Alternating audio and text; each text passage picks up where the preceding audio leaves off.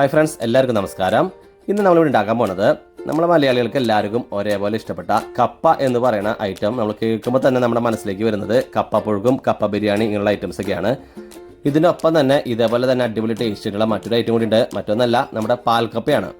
അപ്പോൾ നല്ല ടേസ്റ്റ് ആയിട്ടുള്ള ഈ പാൽക്കപ്പ വളരെ സിമ്പിളായിട്ട് എങ്ങനെ ഉണ്ടാക്കിയെടുക്കാമെന്ന് നമുക്കിവിടെ നോക്കാം. വീഡിയോയിലേക്ക് പോകുന്നതിന് മുമ്പായിട്ട് ഞങ്ങളുടെ ഈ ചാനൽ നിങ്ങൾ ആദ്യമായിട്ടാണ് കാണണമെങ്കിൽ മറക്കാതെ ഒന്ന് സബ്സ്ക്രൈബ് ചെയ്യണേ. അതേപോലെ തൊട്ടടുത്തുള്ള ബെല്ലൈക്കനും കൂടി എനേബിൾ ചെയ്ത് കഴിഞ്ഞാൽ ഞങ്ങൾ ഡെയിലി ഇടുന്ന ഓരോ വീഡിയോയും നിങ്ങൾക്ക് നോട്ടിഫിക്കേഷനായി വരുന്നതാണ്. അപ്പോൾ നമുക്ക് നേരെ വീഡിയോയിലേക്ക് പോയാലോ. നമുക്ക് ആദ്യം തന്നെ ഈ കപ്പയൊന്ന് വേവിച്ചെടുക്കാം. അതിനായിട്ട് ഒരു കുക്കറിലേക്ക് കഴുകി വൃത്തിയാക്കി കട്ട് ചെയ്തെടുത്ത 700 ഗ്രാം കപ്പ ഇട്ട് കൊടുക്കാം. ആവശ്യത്തിന് ഉപ്പ്, ഇനി ഇത് വേവാൻ പാകത്തിനുള്ള വെള്ളം കൂടി ചേർത്ത് കൊടുക്കാം. ഇനി നമുക്ക് ഇത് അടച്ചു വെച്ച് ഹൈ ഫ്ലെയിമിൽ 2 വിസിൽ അടിച്ചെടുക്കാം. കപ്പ വെന്ത് വരുന്ന സമയം കൊണ്ട് നമുക്ക് കുറച്ചും കൂടി കാര്യങ്ങൾ ചെയ്യാനുണ്ട്. അതിനായിട്ട് മിക്സിയിലെ ചെറിയ ജാറിലേക്ക് 10 ചെറിയുള്ളി ഇട്ട് കൊടുക്കാം. 4 പച്ചമുളക് ഇട്ട് കൊടുക്കാം. ഒരു കഷ്ണം ഇഞ്ചി 3ആയി കട്ട് ചെയ്തത് ഇട്ട് കൊടുക്കാം. ഇനി ഇതിലേക്ക് ഒട്ടും തന്നെ വെള്ളം ചേർക്കാതെ ജസ്റ്റ് ഒന്ന് ഒതുക്കിയെടുക്കാം. അപ്പോൾ നമ്മുടെ കപ്പ 2 വിസിൽ അടിച്ചെടുത്തിട്ടുണ്ട്. നമുക്കിതൊന്ന് വെന്തോന്ന് നോക്കാം. അപ്പോൾ നമ്മുടെ കപ്പ അടിപൊളിയായിട്ട് വെന്ത് വന്നിട്ടുണ്ട്. നന്നായിട്ട് ഉടഞ്ഞൊക്കെ വന്നിട്ടുണ്ട്.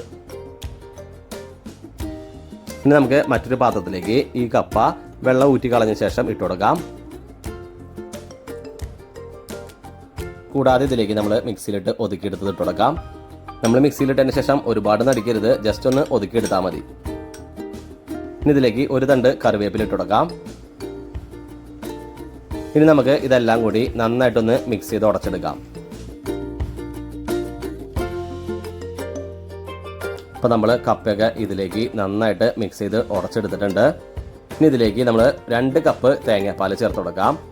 ഞാനിവിടെ ഒരു തേങ്ങ എടുത്തിട്ട് അതിൽ നിന്നുള്ള ഫസ്റ്റ് പാലാണ് ഈ ആഡ് ചെയ്യുന്നത്. ഇനി നമുക്ക് ഈ കപ്പ തേങ്ങാപ്പാലായിട്ടൊക്കെ നന്നായിട്ടൊന്ന് മിക്സ് ചെയ്തെടുക്കാം. ഈ സമയത്ത് സ്റ്റവിൻ്റെ ഫ്ലെയിം ഒരു ലോ ടു മീഡിയം ഫ്ലെയിമിൽ വയ്ക്കാം.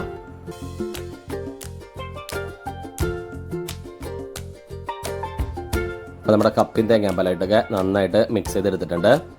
നമ്മൾ ഒരുപാട് ഇളക്കി കൊടുത്ത് നല്ല തിക്കാക്കി എടുക്കരുത്. ഏകദേശം ഈ ഒരു പരുവാണ സമയത്ത് നമുക്ക് ഇവിടുന്ന് വാങ്ങാം. അടുത്തായിട്ട് ഈ പാൽക്കപ്പ ഒന്ന് താളിക്കാനായിട്ട് ഒരു പാത്രത്തിലേക്ക് നമുക്ക് വെളിച്ചെണ്ണ ഒഴിച്ചു കൊടുക്കാം. വെളിച്ചെണ്ണ ചൂടായി വരുന്ന സമയത്ത് ഇതിലേക്ക് 1 ടീസ്പൂൺ അളവിൽ കടുക് ഇട്ട് കൊടുക്കാം.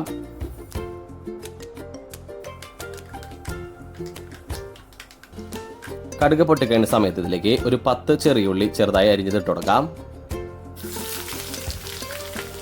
ഒരു ലോ ടു മീഡിയം ഫ്ലെയിമിൽ നന്നായിട്ടൊന്ന് വഴറ്റിയെടുക്കാം. ചെറിയുള്ളി നന്നായിട്ട് വഴണ്ടു വന്ന സമയത്ത് ഇതിലേക്ക് ഒരു തണ്ട് കറിവേപ്പില ഇട്ട് കൊടുക്കാം. കൂടാതെ ഇതിലേക്ക് 4 വറ്റൽമുളകൊന്ന് പൊട്ടിച്ചിട്ട് കൊടുക്കാം. ഇനി നന്നായിട്ടൊന്ന് ഇളക്കി കൊടുക്കാം.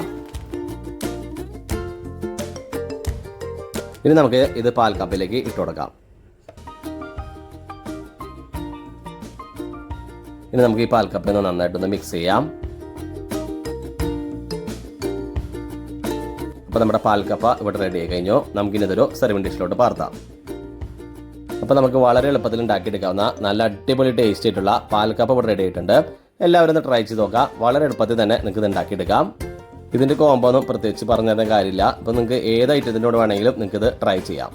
ഇത്രയും സിമ്പിളായിട്ട് ഉണ്ടാക്കിയെടുക്കാവുന്ന നല്ല ടേസ്റ്റ് ആയിട്ടുള്ള ഈ പാൽക്കപ്പ എല്ലാവരും ഒന്ന് ട്രൈ ചെയ്തതിന് ശേഷം നിങ്ങളുടെ വിലയേറിയ ഫീഡ്ബാക്കൊക്കെ ഒന്ന് അറിയിക്കുക. അതേപോലെ ഞങ്ങളുടെ ഈ വീഡിയോ ഇഷ്ടമായി ലൈക്ക് ചെയ്യുക, ഷെയർ ചെയ്യുക. ഒപ്പം ഞങ്ങളുടെ ചാനലൊന്ന് മറക്കാതെ സബ്സ്ക്രൈബ് ചെയ്യുക. ജെ റെസിപ്പിയുടെ മറ്റൊരു അടിപൊളി വിഭവമായി ഇനി വരുന്നത് വരെ എല്ലാവർക്കും ബൈ.